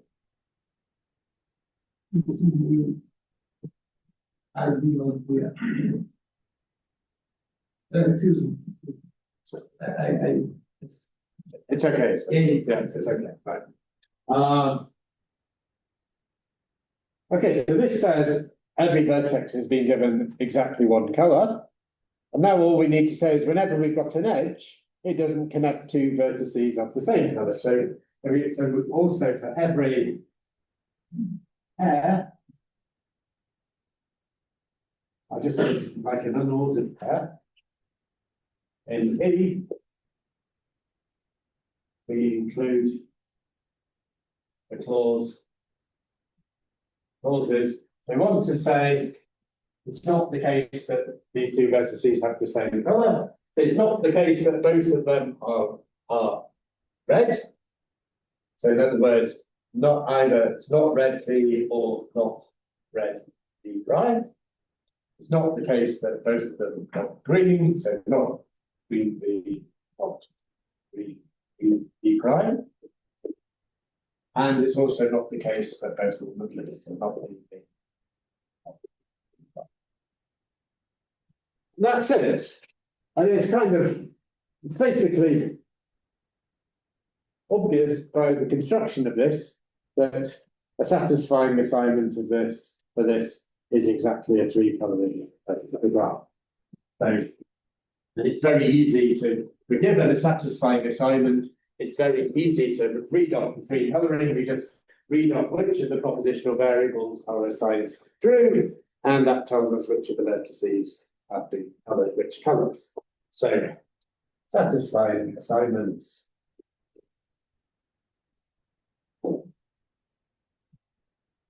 for RG or IG are in, which is the conjunction of all these clauses, are in 1-1 correspondence with 3 of the graph G. Okay, so that's one simple example of a problem that can be very easily, as we've seen, we did it because it's so easy, as a satisfying problem. So the last thing we want to do is the technology for set solving. So we don't want to use truth tables. That's an inefficient algorithm. Can't really use proof search because that's a validity. Well, anyway, we've already discussed this. So what can we do if we're given a formula which without loss of generality we can assume is in conjunctive normal form?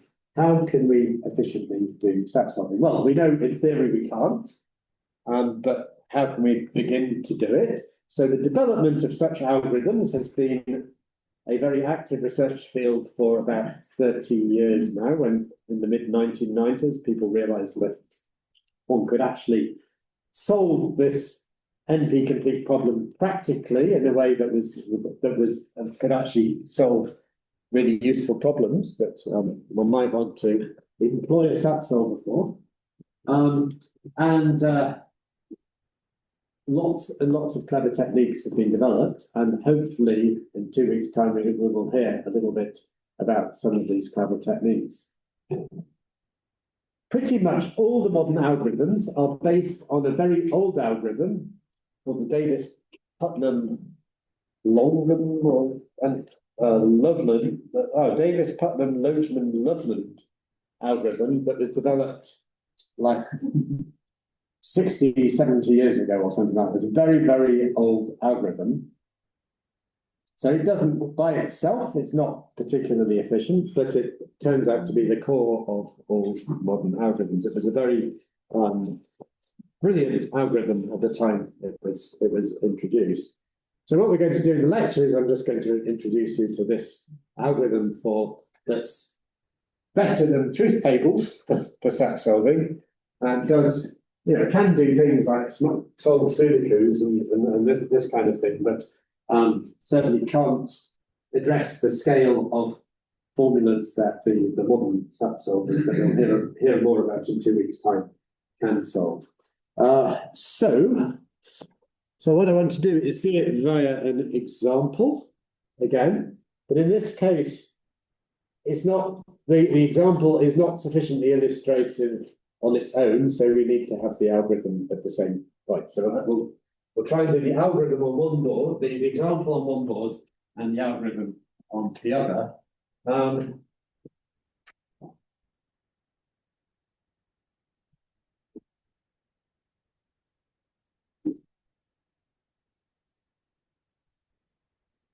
And so I'm going to give the formula as a disjunctive, as a conjunctive normal form. The formula is going to be this.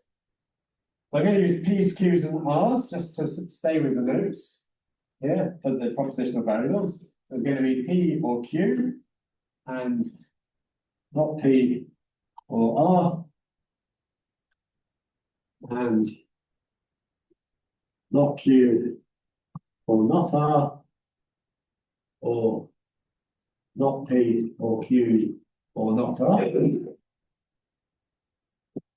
And we'll see what we can do with the Blackboard space available. So we want to find out if this formula is satisfiable.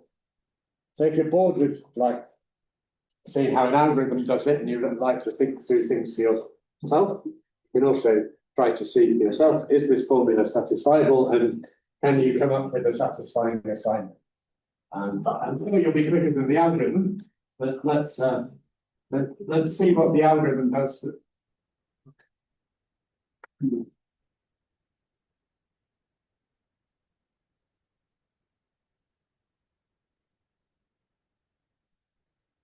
Maybe. Is this supposed to be conjunctive normal form? Oh, this is supposed to be conjunctive normal form. Thank you. Excellent question. Right, good. Yes, that's there's a mistake in my notes, actually. I literally copied what was, but this is not the notes. So actually the examples, like the Tseytin transformation example is not in the LaTeX notes. So I did say at the beginning that examples often won't be in the notes. The notes come in the theory. So also the illustration of the algorithm here is not in the notes, but the algorithm itself is in the notes. Okay, so at the same time, we're going to have a recursive algorithm for DPLL.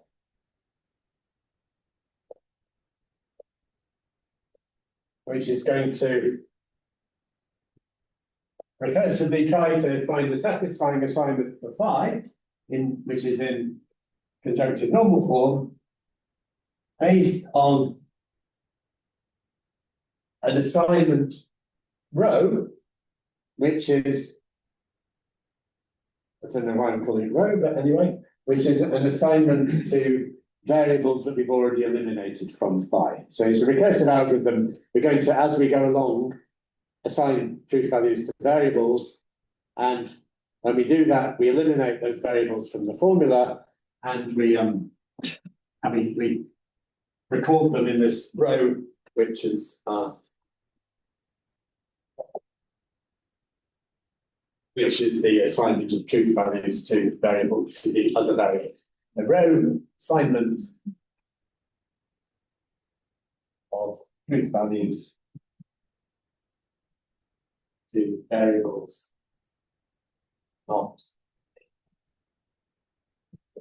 phi.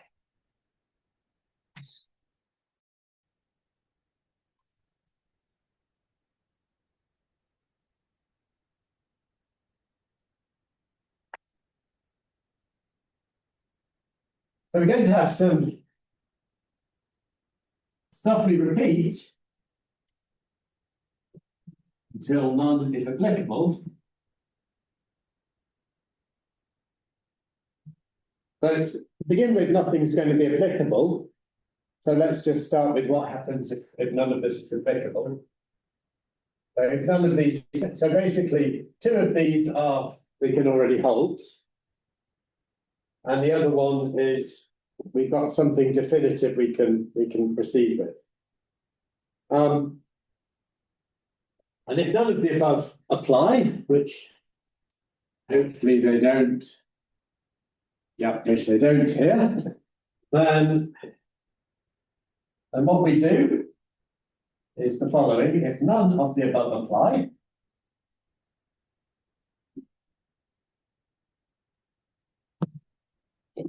we choose some literal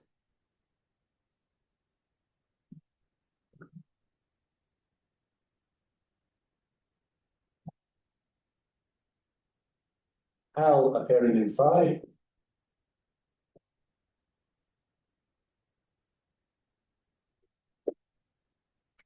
and return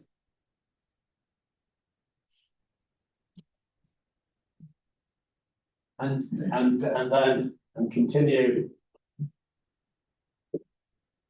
by assigning row prime to be the row we've got together with L. So that means we've got some new variable here, or the negation of a variable, and we extend the assignment by, if it is a variable, assigning that variable to true.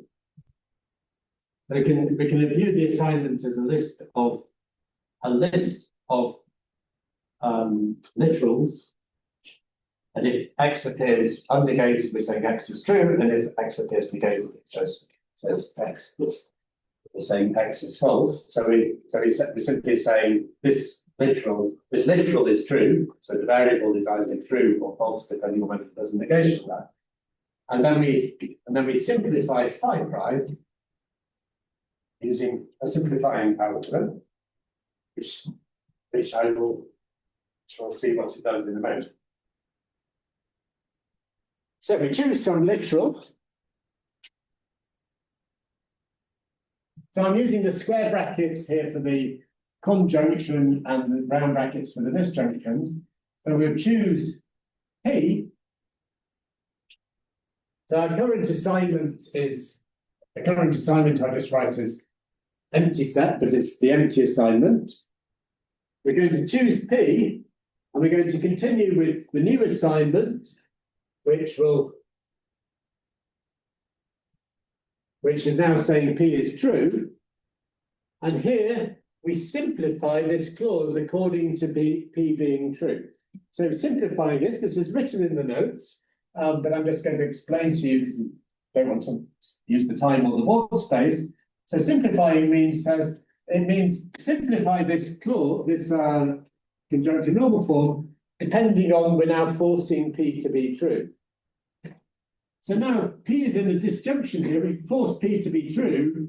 This disjunction simply is true and drops out. So we don't need this anymore. We're trying to solve a conjunction. We've made this one true. So basically, if a clause contains P, we can remove it. So we remove this one. If a clause contains not P, well, P is now false. So we can eliminate the not P here, but we still need to solve not P or R. Well, sorry, P is not false, but not P is false. So to solve not P or R is the same as solving I. So this clause gets removed. Here we're simplifying by P, so we get left with R. Here we're simplifying by P, nothing happens because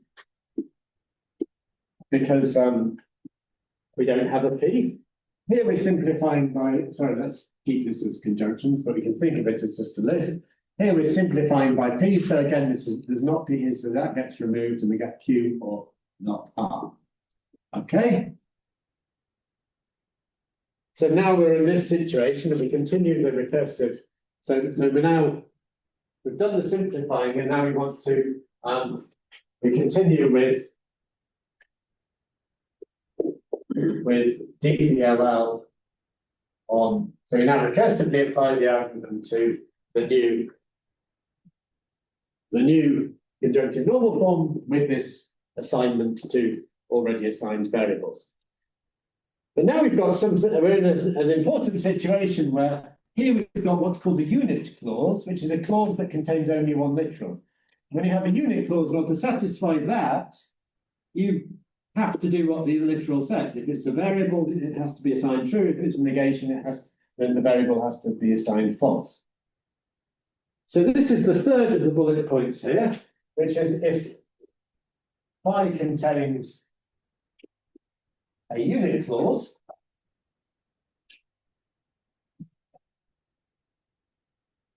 L,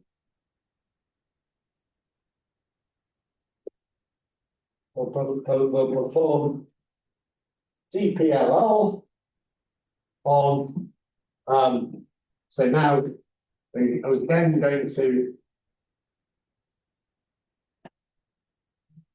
sorry, I don't, well, so we're then going to assign the literal to be true, and in this case, And again, we'll simplify and we use the new formula, simplify.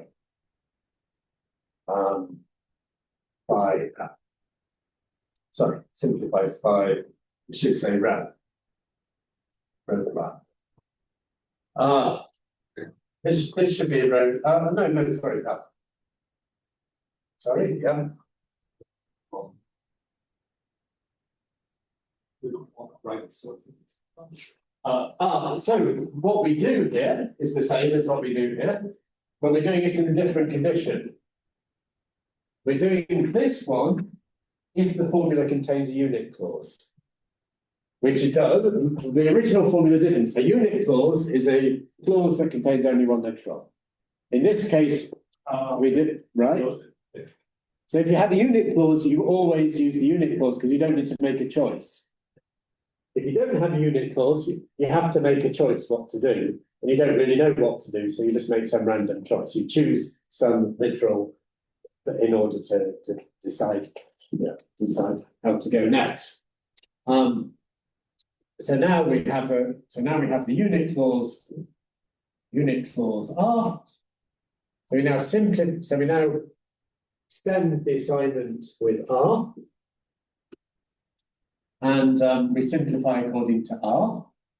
So this one is simply true, drops out. This one we eliminate the not R, so we have not Q. And here we have, again, we eliminate the not R and we have Q. Now, hopefully you can see that we're heading towards a contradiction here, because we've got not Q and Q. So obviously we've made a bad choice, all the formulas not satisfiable. But still, according to the rules of what we do, we still go another step. We now have another unit clause. We've got two unit clauses. So let's take the not Q one. Because the algorithm has to discover we've got a contradiction here. We can see it, but the algorithm has to discover that. So we take not Q as the unit clause, and we do the same thing. So now our assignment gets extended to P R not Q. And we're saying not Q is true. So we eliminate, so this clause becomes, so not Q is true, Q is false. So this clause gets eliminated because this clause is true. And here we've got a disjunction that has just a false element in it. So again, so this is the negation of not Q. So this gets removed. So basically we get this. And what this means is the empty conjunction of the empty disjunction. Sorry, not the empty conjunction. It's not an empty conjunction. It's the singleton conjunction of the empty disjunction. So this formula is equivalent to false, right? So the single is the empty disjunction. And now we find out we've made a mistake because the second bullet point here is if phi contains an empty clause,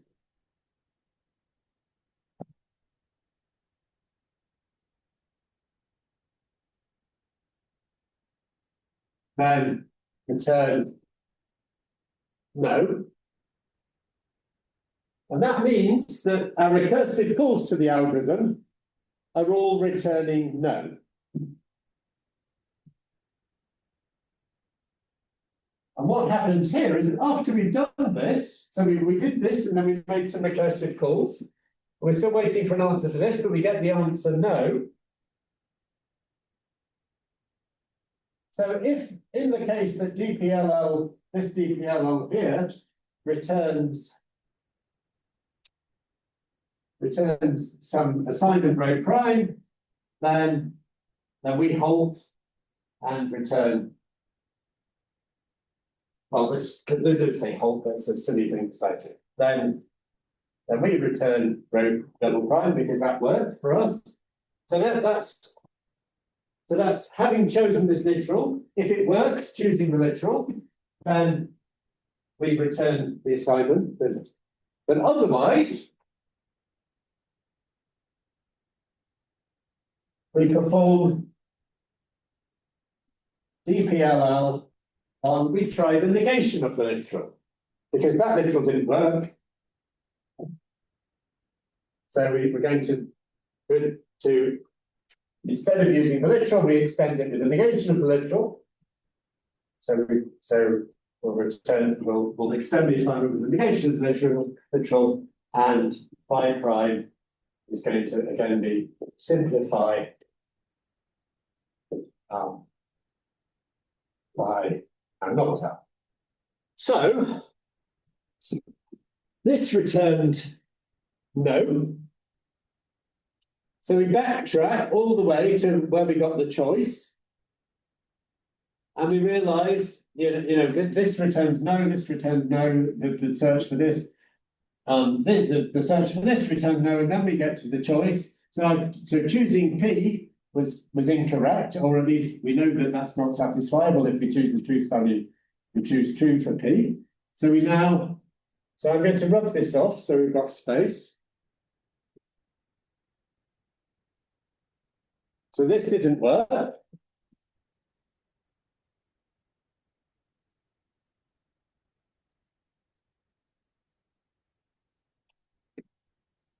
It didn't work. So now we take, or instead we consider not P. P didn't work, it's unsatisfiable for P being true, so let's consider not P. So now we just start again. So now our assignment here is not P. And now we're simplifying this according to not P, so the P drops out of there, we get Q. Here we've got not P in the clause, so that just becomes true, so it just drops out completely. Here we still have not Q or not R, there's no P in. And here again, we've got a not P in the clause, so that whole thing becomes true. So now we've got a unit clause, Q. So we extend not P with Q, the assignment with Q. Q becomes true. And we have, so the not Q drops out of here, so we just have not R there. So this is just literally the literal not R. Now we have another unit clause, not R. And so we now have not P, Q, not R. And now, so if we simplify with not R, well, that makes this clause true, so the whole clause drops out. So we get now the empty conjunction. But the last thing that happens is if phi is the empty conjunction,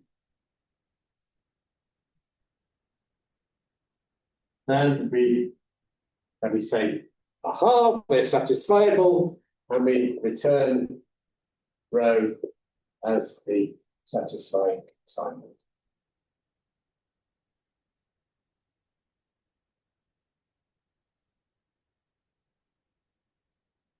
So, formula satisfiable, and this is the satisfying assignment. Well, this is a satisfying assignment. Did anyone manage to do it in their head? I don't know. Yeah, a few people nodding. I don't know if it's the only satisfying assignment. I've forgotten. Is it? You don't know. Okay. Right. So this is kind of the DPLL algorithm that is the core of modern stat solvers.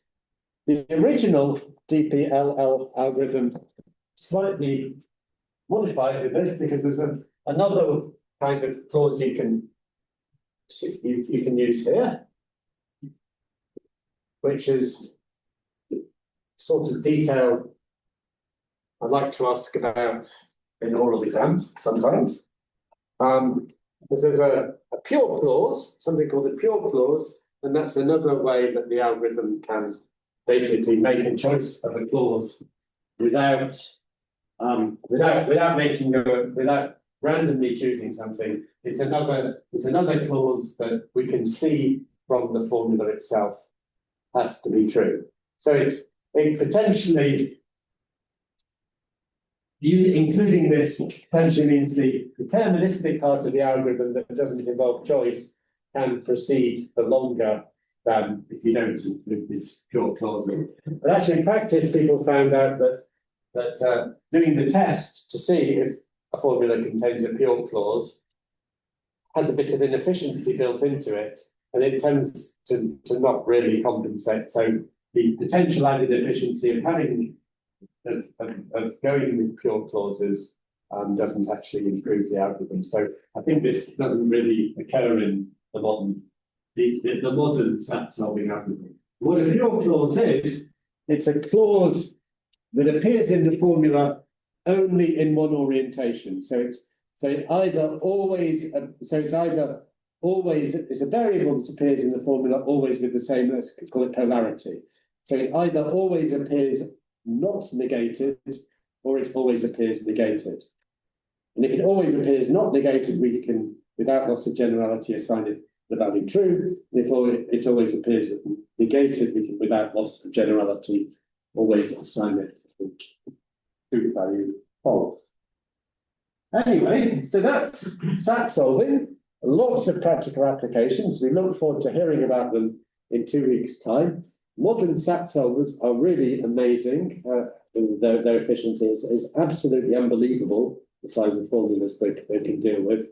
And, you know, people don't really understand from a theoretical point of view what it is about the SAT problem that this very strange discrepancy between this apparent, very hard worst case and the fact that it is so practically feasible on so many examples that arise in practice. So there's something to understand that. Okay, are there any questions? What's the name of the algorithm for? Yes, Davis, it's in the notes. Davis, Putnam, Lodeman, Loveland? Lodeman, Loveland. So Putnam was Hilary Putnam, who's a famous philosopher of mathematics from the second half of the 20th century. Right, jolly good. Any questions? No. So see you next week.